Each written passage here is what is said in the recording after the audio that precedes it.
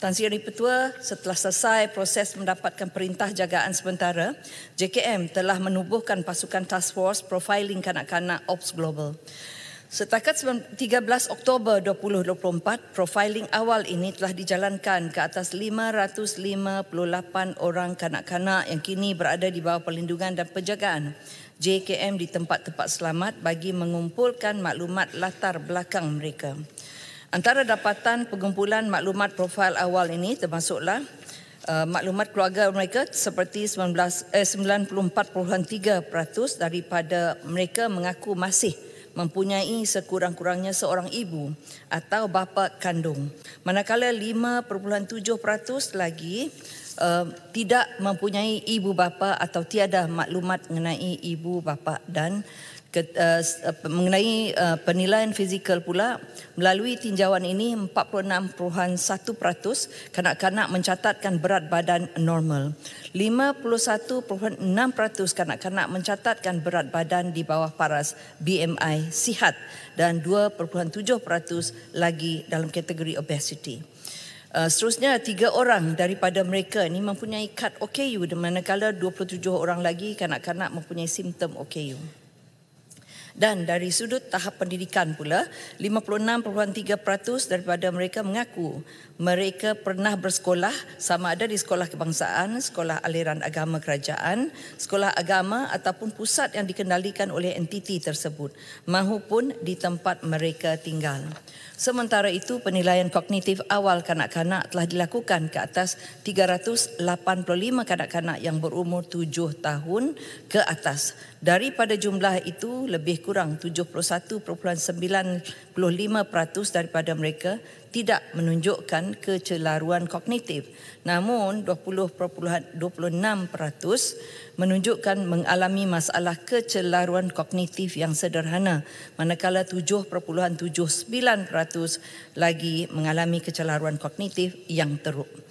Tan Sri Petua, seperti yang telah dinyatakan, kesemua 560 orang kanak-kanak yang sedang berada di bawah perlindungan dan penjagaan JKM pada masa ini masih diperlukan untuk siasatan lanjut oleh pihak berkuasa.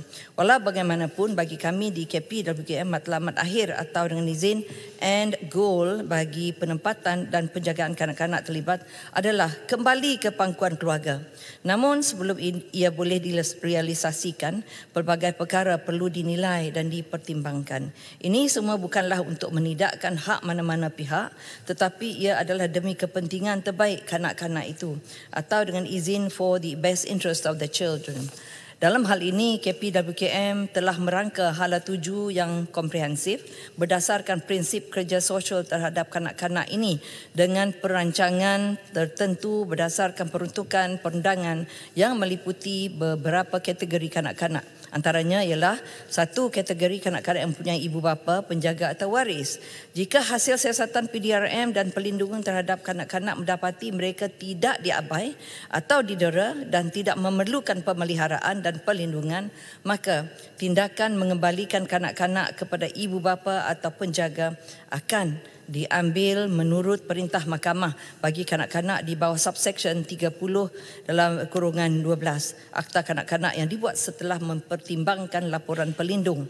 Namun sekiranya hasil siasatan mendapati bahawa kanak-kanak memerlukan pemeliharaan dan perlindungan seperti dalam perenggan 17.1 A sehingga K, kecuali perenggan 17.1 dalam kurungan I, maka permohonan akan dibuat untuk meletakkan kanak-kanak di bawah pemeliharaan dan penjagaan JKM di bawah perenggan 31D atau OYLS di bawah perenggan 31B Akta Kanak-kanak. Dan kategori seterusnya itu kanak-kanak yang tidak mempunyai ibu, bapa atau penjaga atau ibu, bapa atau penjaga yang gagal dikesan.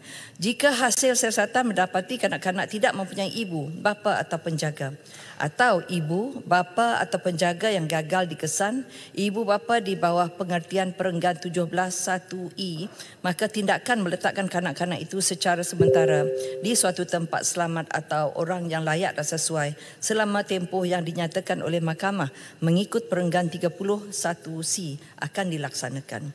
Selain itu, Mahkamah bagi kanak-kanak juga boleh mengenakan apa-apa syarat atau apa-apa arahan yang difikirkan sesuai bagi maksud memastikan keselamatan dan kesejahteraan kanak-kanak termasuk ibu bapa atau penjaga mengikut peruntukan subsection 38.